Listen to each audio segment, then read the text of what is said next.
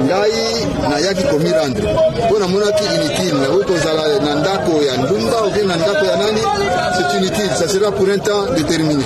Service ya nani ya sécurité ezali na ba nyumba 10 ba nani bazali, donc inutile na pesi message na bato bazana no pembeni baza komi bomba babima ko bato pe ba DIH za kusala musala droit international humanitaire bayebi ndenge ya traiter ba prisonniers de guerre.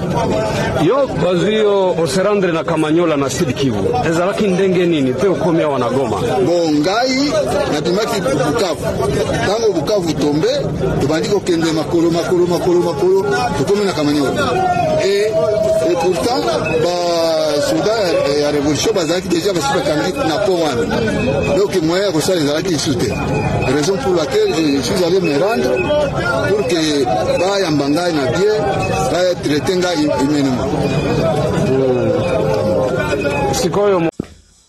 Bandeko, toute vérité n'est pas bonne à dire, mais vérité oyo naza ko bimisa yango.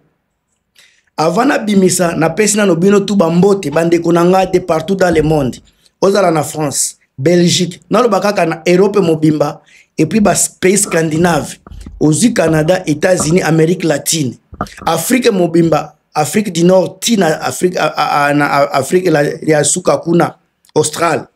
Bana Australie, Japon, Asie mobimba na Chine ba appel na bino, ça me fait du bien. Merci na soutien na bino, merci na opportunité bo pesinga pour na pese la cabino ba émission éveil patriotique. On peut tout dire bandeko nangai, on peut tout dire. On peut critiquer nanga na administration na ye. Mais dans 6 mois, depuis que bazwa pouvoir tolo ba 9 mois lelo bazana 9 mois. Yako diriger Sud Kivu na Nord Kivu na 9 mois. C'est l'entreprise de construction Net qui exécute les travaux. Il y a 2 semaines, les travaux évoluent. Comme nous l'explique ici l'ingénieur Charles Ndekezi qui fait le suivi des travaux. Donc ni désengorgement ya hii mwingine juba watu bakwe wanatoka kule wanashuka hapa wanaenda mpango zao. Bon, kazi ingine ya pili ni kufanya kazi ya parking public. Ya parking public. Hii parking public iko na nani na etape 3. Kuko parking ya kwanza ya mabisi. Hizi mabisi za kutoka Sache, Mugunga na kando zenye zinaenda Muvile ya Goma. Zitakuwa zina parking hapa. Zinakamata abiria, zinawapeleka mjini Goma. Donc hii ni parking public.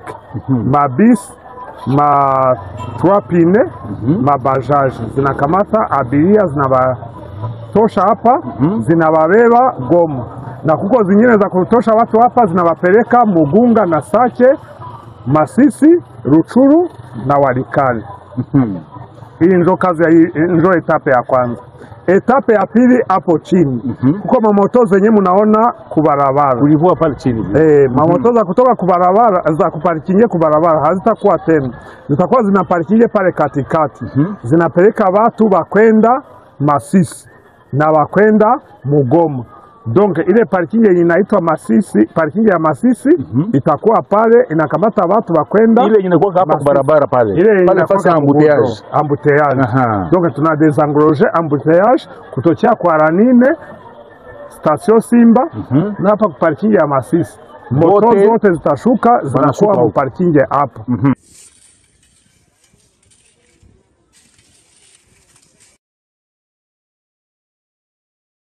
Une main-d'œuvre locale est à pied d'œuvre.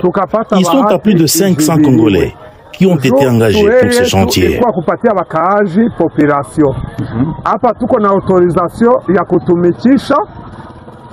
Baza capable ya ko restaurer autorité nationale, autorité na bango nationale, autorité na bango provinciale, bazongisi autorité administrative na bango. On peut tout dire, bazongisi sécurité. On peut tout dire, bazongisi penanini, bazongisi pays, bazongisi ba province nenge esengela kietambola. Na kati ya 9 mois, on peut tout critiquer. On peut tout dire. Mais bande konabiso ya M23, baza ko travailler botala makambo gouverneur à Nord Kivu aza ko sala esika nyonso aza ko leka aza ko lobela cohésion nationale aza ko lobela makambo ya unité gouverneur à Sud Kivu baza ko bongisa banzela baza ko tonga pendant que Tshisekedi ye mutu aza censé ya kozala président ya batu nyonso aza censé ko tonga ba école ba hôpitaux ya ko sécuriser population soki botali makambo aza ko sala eza ko pesa mamo bana betu tangilai echechi maternité anjimbele nga kuchiyo ni chiyola tangilai bien mwabuji bakajibalelele tala mwabuji bateka bana betu mamo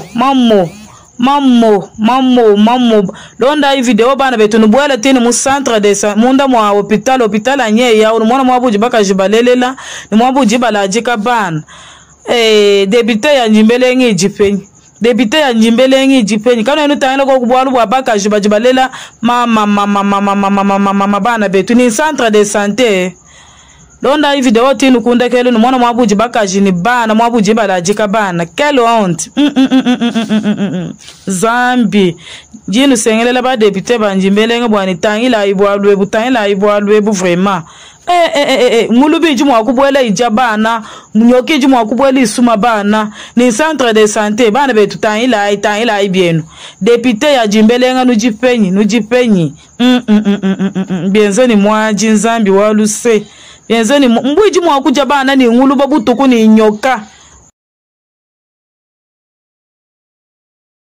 sala soni bande kebota la ba image bino moko bo juger.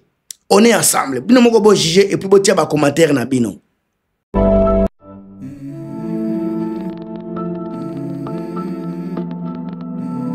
Notre mission fondamentale est de restaurer la confiance et de remettre en marche le secteur financier dans les zones libérées, là où principalement les institutions classiques ont cessé de fonctionner. L'AREFA se doit d'agir comme une autorité de régulation de proximité, dotée de règles adaptées au contexte, mais alignées sur les standards internationaux. La différence essentielle, c'est que nous ne nous contentons pas de réguler.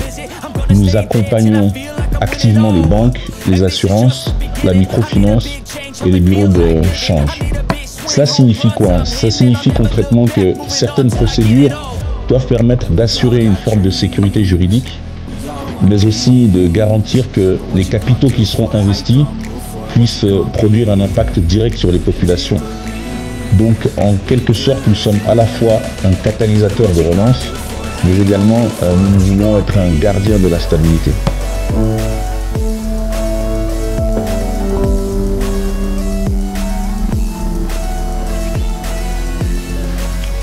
Mes chers camarades et messieurs les DGA adjoints, je crois qu'il est temps que nous signions officiellement la réouverture du secteur financier dans les territoires libérés.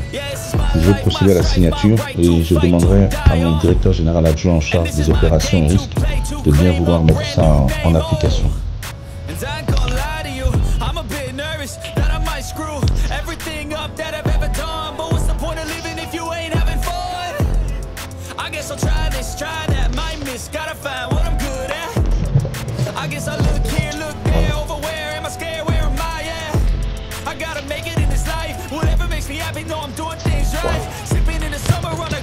Déjà, je vous souhaite la meilleure exploitation de ce document.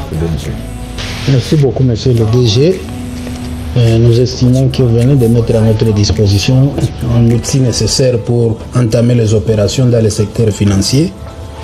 Ce sont des communiqués qui traduisent le long processus de la feuille de route et de redémarrage du secteur financier. Toutes les directives y sont contenues.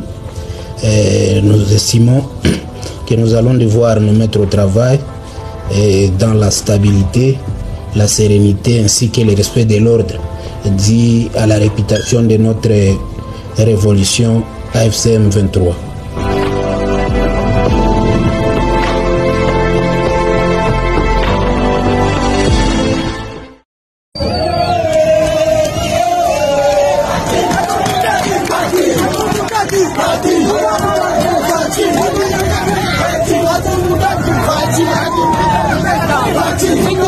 Ona mamoro na mamoro. Pati watumika kazi gani? Ni maboyaje tu. Siku gani ni nyera teta wataka amani. Tunateseka sana mgongo. Tutabakana mwenyewe na mwenyewe tushapata saa hii. Mwenyewe tushapata saa tunamshukuru sana.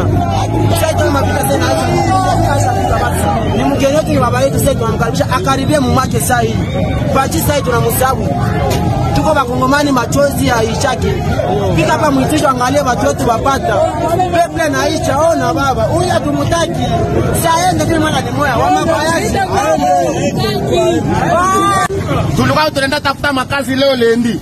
Angalia, kwa mama leo hakuna na rasio, hakuna na makazi, milango zinafunga. Unafurahi. Juna ikala tu kukiti chako na furahi we Chilombo. Sasa tuko na mesha na kama hau Chilombo angekuwa kule kwa naikala sai aone kindi sisi kwenye tuko sai. Hakuna tena pas de président. Tunakufaki papa, ukonaona kilio hapa machozi kwa tebeba. We Chilombo kwa tebeba kama machozi hapa Kongomani apata hivi. Atailipaka tuemwambia leo.